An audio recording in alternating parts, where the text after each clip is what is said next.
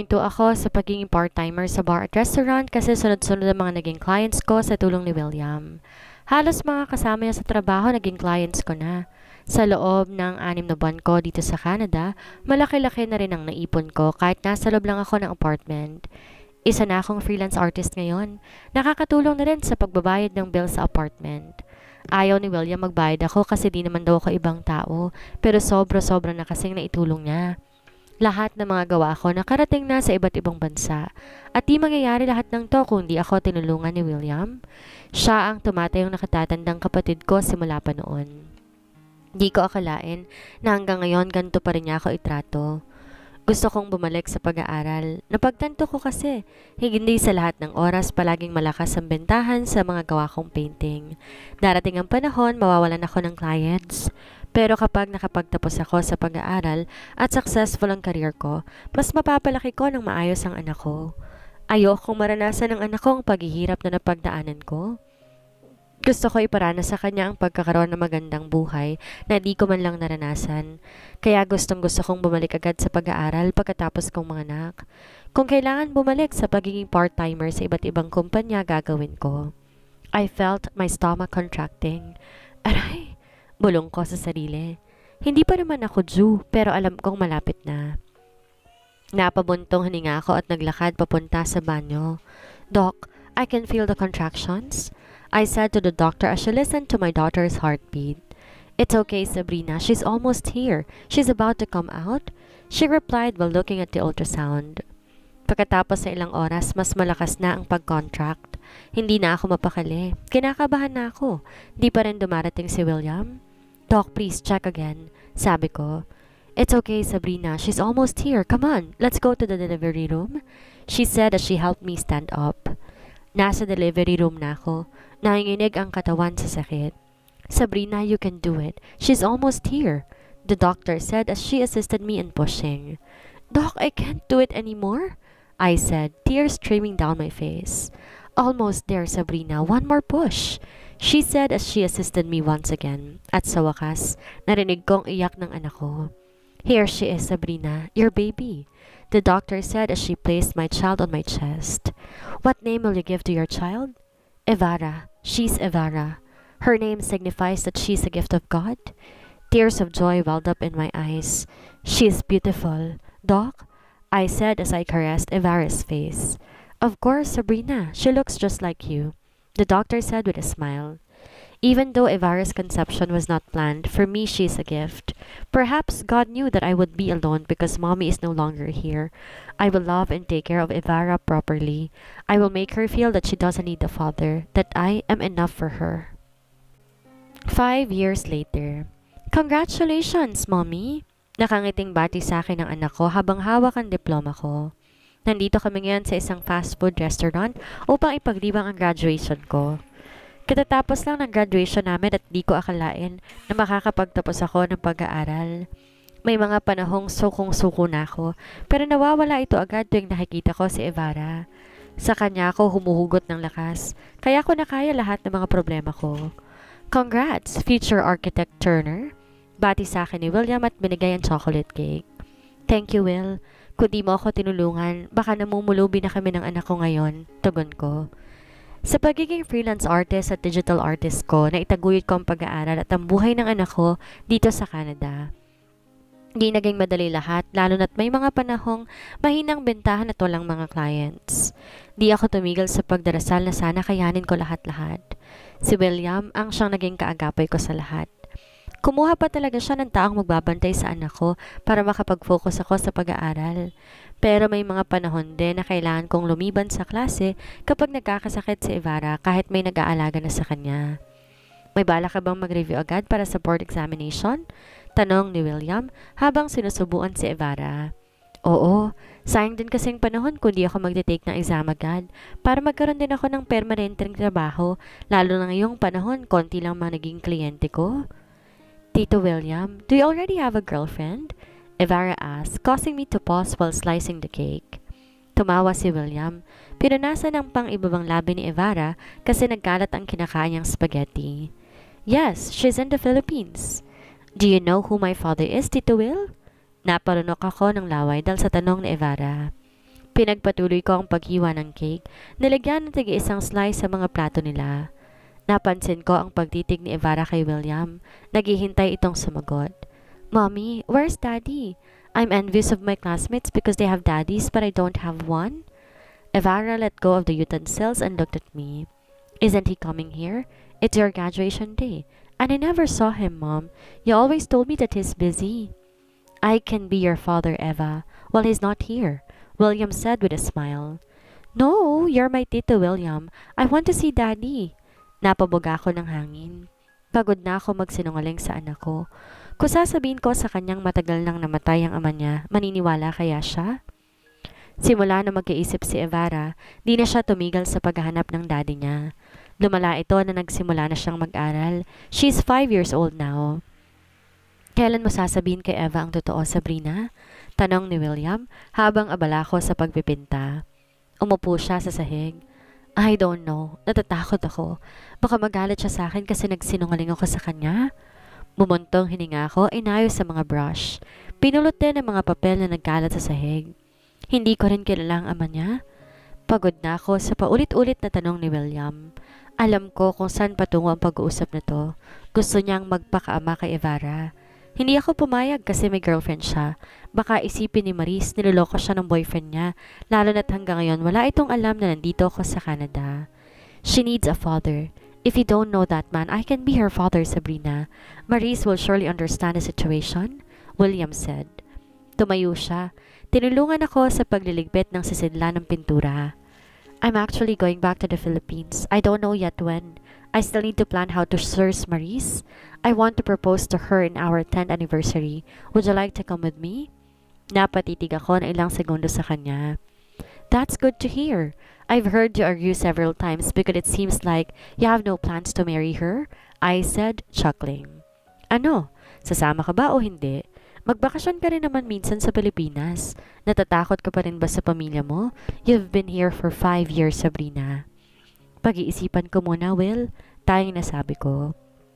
Sa totoo lang, di naman ako natatakot sa pamilya ko. Ang kinatatakutan ko ang makitang ama ni Evara. Hanggang ngayon, hindi ko pa rin nakakalimutan ang sinabi niya sa akin. Tutulungan niyang pamilya ko kung papayag ako ibigay sa kanya ang bata pagkatapos kong manganak. Natatakot akong makita siya at malaman niya na anak niya si Evara. Katatapos ng review ko kaya't naisipan ko na buksan ang social media accounts ko. Gusto ko na makibalita sa pamilya ko. Napanaginipan ko kasi si Daddy kagabi. Huminga ako ng malalim bago hinanap ang account ni Ate Felicity. Mahilig siyang mag-post sa social media kasama ng pamilya niya. Daddy? Sambit ko na makita ko sa wall ni Ate Feli ang recent post niya. Nakahiga si Daddy, yakap sina Tita Felicia at ang kambal. Bumilis ang tibok ng puso ko na napansing nasa loob sila ng ospital. Isa-isa kong tiningnan ang mga litrato. Di ko maiwasan na mag-alala kay Daddy. Malaki ang ibinagsak ng katawan niya. Nagbasa ako sa comment section. Marami nagtatanong ano ang sakit ni Daddy pero hindi nagre-reply ang kapatid ko. Tiningnan ko pa ang ibang mga larawan nila. Mas lalong bumilis ang pintig ng puso ko na makita ang bagong tirahan nila. Our new home, sabi ni Ate Feli sa caption. Kapansin-pansing may kalumaan ng bagong bahay na tinitirhan nila. In-stalk ko naman ang account ni Tita Felicia.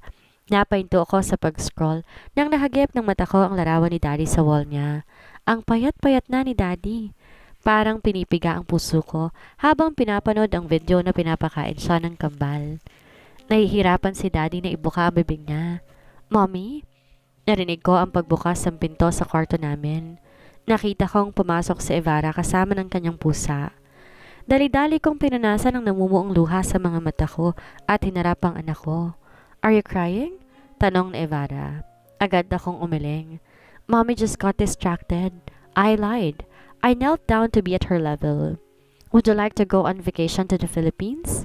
Your Tito William will propose to his girlfriend there. He wants us to be present too. Really? Evara's face brightened. We'll go there, Mommy. I want to meet Tita Maris. After Mommy's board exam, I said as I squeezed her face. Nang sabihin ko kay William na magbabakasyon kami sa Pilipinas, pagkatapos ng board exam ko, sinabi niya sa akin na sasabay siya sa amin. Pagdiriwang din kasi nila ika-10 anibersaryo nila. Humingi rin siya ng tulong sa akin tungkol sa proposal. Di ko tuloy maiwasan na mainggit sa love life ng kaibigan ko. Ang healthy ng relasyon kahit long distance relationship ang situation. Di ko sinabi kay William ang totoong rason kung bakit biglaan ang desisyon ko na magbakasyon sa Pilipinas. Kung di ko nabalitahang nagkasakit si Daddy, hindi ako uuwi. Siguro naman napatawad na ako ng pamilya ko sa pag-iwan sa kanila. Be careful, Evara. Sabi ko, nang bigla niyang hilahin ang kamay ko papasok sa banyo dito sa airport. Kalalapag lang na eroplano sa Pilipinas, naiihi ka agad siya.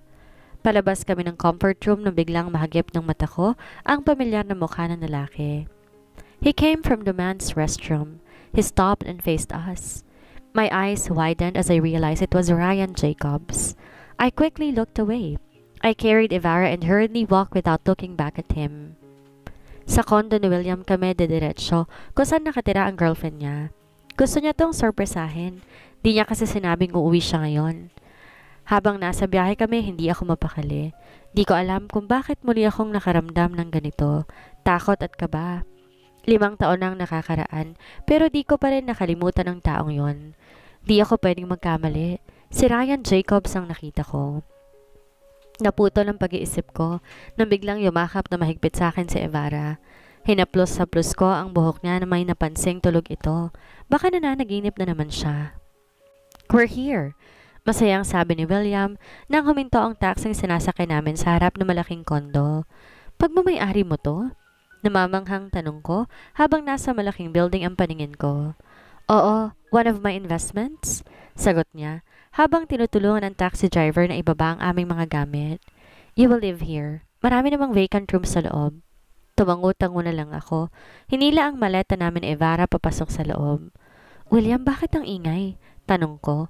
Nagtataka sa mga tunog na naririnig mula sa loob ng kondo. Ang pinto nakabukas kaya kitang-kitang loob. At doon, nakita ko si Maris, ang girlfriend ni William, nakapatong sa isang lalaki. Parehong hubad ang kanilang mga katawan. Hindi ko alam kung anong gagawin ko. Parang tumigil ang mundo ko. Ang sakit na nararamdaman ko hindi ko maipaliwanag. Si William, nakita kong nagulat din siya. Laglag ang pangat na bitawan niya ang kanyang maleta. Tumayo siya ng tuwid. Ang mukha ay puno ng galit at sakit. Maris, ano to? Tanong ni William. Ang boses ay nanginginig sa galit. Tumayo si Maris. Tinakpan ang kanyang katawan ng kumot. William, hindi tong iniisip mo? Sabi niya. Ang boses ay nanginginig din. Hindi mo ako maintindihan. Hindi ko maintindihan? Anong hindi ko maintindihan? Nakita ko ng 2 mata ko. Sigaw ni William. Ikaw at ang lalaking to magkasama sa kama ko. William, pakiusap, pakinig ka sa akin. Sabi ni Maris pero hindi na nakinig si William. Lumapit siya sa lalaki, sinuntok to sa mukha. Nagsimula silang mag-away. William, tama na. Sigaw ko. Huwag ka nang lumaban. Pero hindi ako pinansin ni William. Patuloy siyang lumabad sa lalaki. Halos masira niya na ang mukha nito. Pinagtulungan namin ni Maris na pigilan sila pero pareho silang malakas. Tinulak ako ni William ng malakas papalayo sa kanya nang hawakan ko ang balikat niya. Napahawak ako sa ulo ko nang nauntog na ito sa cabinet. William, tama na. Baka mapatay mo si Clark. Sigaw ni Maris habang umiiyak at pinipigilan si William na bugbugin ang lalaki niya. Sa mismong kondo ko pa talaga, Maris? Bumagsak ang mga luha ni William. Marahas niyang binitawan ng lalaki at umupo siya sa sahig. Tiniis ko ang lahat-lahat, Maris. Kahit sa malayo ko nagtatrabaho. Tiniis ko ang pangungulila ko sa iyo kasi iniisip ko ang kinabukasan natin. Pero ito ang igaganti mo sa akin? Minahal kita ng totoo. Pero bakit mo naman ako niloloko? William, hindi ko sinasadya, sambit ni Maris. Sinubukan niyang lapitan si William, ngunit mabilis tumayo ito habang nagpupunas ng mukha. Hindi sinasadya? Kailan ka nagsimulang lokohin ako, Maris? Ang kapal ng mukha mong lokohin ako. Ako ang bumubuhay sa pamilya mo. Ako ang nagbibigay ng sustento sa'yo pero ito ang ginawa mo sa akin. Niloko mo ko, Maris. William, patawarin mo ko. Hindi ko naman intensyon ng kunin mo lahat ng gamit mo at umalis ka na kasama ng lalaki mo. Tapos na tayo, Maris. May balak pa naman sana ako mag-propose sa'yo pero mukhang di na mangyayari yon. Sigaw ni William. Mabilis naglakad si Maris papalapit kay William at lumuhod. No, William, pag-usapan natin to. 10 taon sasayangin mo? William, mahal na mahal kita at gagawin kong lahat, wag mo lang akong iiwan at ipagtabuyan. Umiling-iling si William. Umalis ka na kung ayaw mong tumawag pa ako ng gwardya para kalad ka rin ka palabas, Maris. Pagbabanta niya. Niyakap ni Maris ang binte ni William. Huwag mong gagawin yan, William. Mahal na mahal kita. Huwag mo naman akong iwan ng ganito kadali. Nanlaki ang mga mata ko nang hilahin ni William ang buhok ni Maris. Napasigaw ito sa sakit. Para siyang binitawan ni William patungo sa lalaking nakahiga sa sahig habang iniinda ang sakit sa katawan. Sinayang mo lahat ng mga pangarap natin, Maris. Dahil lang nasa malayo ako nagtatrabaho, naghanap ka na ng iba. Wala kang utang na loob, Maris. Galit na sigaw ni William. Tinakpan ko ang tenga ni Ivara nang bigla siyang lumapit sa akin at yumakap na mahigpit. Nanginginig ang katawan ng anak ko. Natatakot siguro siya kasi nakipagsundukan si William sa lalaki ni Maris. Aalis ka sa kondo ko o ipapakaladkad kita sa mga gwardya. Ulit ni William na mapansing hindi kumilos si Maris. Umiyak lamang to ng paulit-ulit na nagmamakaawa. William, please, wag mo akong iiwanan. Wala kang pinagkaiba sa mama mo, Maris. Ang hilig-hilig mong pumatol sa kahit sinong lalaki. Nakakadiri ka, nakakahiya ka. Hindi ko alam kung paano ko na kayang manatili sa'yo sa loob ng 10 taon. Ni hindi ko man lang naisipan na niloloko mo pala ako. Ang galing mong magtago ng sekreto. Lumayas ka na sa kondo ko bago pa magdilim ang paningin ko sa'yo. Maris, magsama kayo ng lalaki mo at wag na wag kayong lalapit at magpapakita ulit sa akin kung gusto nyo pang mabuhay ng matagal. Pinagbastan ko si William na nakaupo sa labas ng kondo habang sinusunog ang mga larawan nila ni Maris. Di pa rin siya humihinto sa pag-iyak. Ramdam ko ang sakit na nararamdaman niya ngayon. Pati mga gamit na bigay ni Maris sa kanya, sinunog niya rin. Huminga ako ng malalim, humakbang papalapit sa kanya. Hinawakan ng balikat niya at inabot ng panyo. Tama na yan, pumasok ka na sa loob. Baka nilalamok ka na rito? Sabi ko, tiningnan ang mga larawan nila na unti-unti nang nasasunog. Para ka namang hindi lalaki. Maghahanap ka na mas better kay Maris. Habulin ka naman ng mga babae, makakalimutan mo rin siya. 10 taon. Sinayang niyang pinagsamahan namin nang dahil lang nasa malayo ako nagawa niyang mga liwa. Sabi nito at pinunasan na ang mukha niya. Kasalanan ko to. Kung hindi ako pumayag na pumunta sa ibang bansa, hindi siya maghahanap ng iba. Wala kang kasalanan, Well. Mas mabuti na yung nalaman mo ng maaga ang pagtataksil niya. Huwag ka nang umiyak, ang bakla mong tingnan. Pinulot ko ang ibang mga larawan na nasa lupa at tinapon to sa malakas na apoy. Makakahanap ka rin ng babaeng marunong makontento at magmamahal sa'yo ng totoo. Gusto kong uminom. Hindi ako makakatulog sa sakit na nararamdaman ko ngayon. Magpapakalasing na lang ako. Saad niya at tumingin sa akin. Samahan mo ko. Iiwan muna natin si Ivara sa kapatid ko. Napalunok ako. Napatitig ng ilang segundo sa kanya. Ngayon lang naman, broken-hearted ang kaibigan mo, Sabrina. Okay, sige. Pero hindi ako iinom. Well, sasamahan kita para lang may kasama kang uuwi. Sabi ko. Pagtuntong ng 6:00 ng gabi, pumunta kami sa bahay ng kapatid niyang si Ate Dani kahit magang-maga ang mata niya. Tinatanong siya ni Ate Dani kung may problema ba pero dito sumasagot. Nakipagkwentuhan ako kay Ate Dani habang abala si William sa pakikipaglaro sa mga pamangkin niya. Hindi siya makapaniwala na may anak at mag-6 na taong gulang na si Ivara. Akala ko pa naman, kayong dalawa ng kapatid ko ang magkakatuluyan kasi sobrang close sa isa't isa. Panunokso ni Ate Dani at sinulyapan niya si William. Kailan kaya mag-aasawa tong kapatid ko? Kung mag-aasawa siya, ayoko makatuluyan niya si Maris. May pagka-impacta kasi yun at di kami nagkakasundo. Napansin ko ang paglingon ni William sa amin. Maingat niyang pinaupo sa couch ang mga bata at naglakad papalapit sa amin. Let's go, Sab. Saad ni William, hinila ang braso ko. Alam ba ng girlfriend mo na kasama mo si Sabrina sa pupuntahan nyo ngayon? Baka awayin na naman si Sabrina na impacta mong girlfriend. Wika ni Ate Dani at tumayo. We're done, Ate Dani.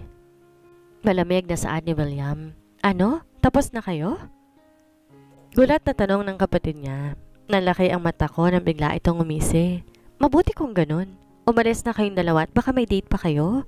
Di ko na lang pinansin ang sinabi ni Ate Dani. Sanay ako sa mga hirit niyang ganon. Gusto niya kami magkatuluyan ni William pero para magkapatid lang talaga ang kaya namin ibigay sa isa't isa. Pagdating namin sa labas ng bar, kinuha ko agad ang susi ng kotse ni William kasi ako magmamaneho ng sasakyan mamaya. Malakas sa tugtog at hiyawan ng mga tao sa loob ang sumalubong sa amin nang makapasok na kami. Umorder agad si William ng iniinom niyang alak. Halos lumuwa ang mata ko. 2 case ang in-order niya. Mauubos mo lahat yan? Tanong ko habang nasa mga bote ang paningin ko. Di naman to masyadong malakas. Parang tubig lang. Sagot niya at binuksan ang isang bote. Sabayan mo ko. Kahit isang bote lang uubusin mo. Binuksan niya ang isang bote at ibinigay ito sa akin.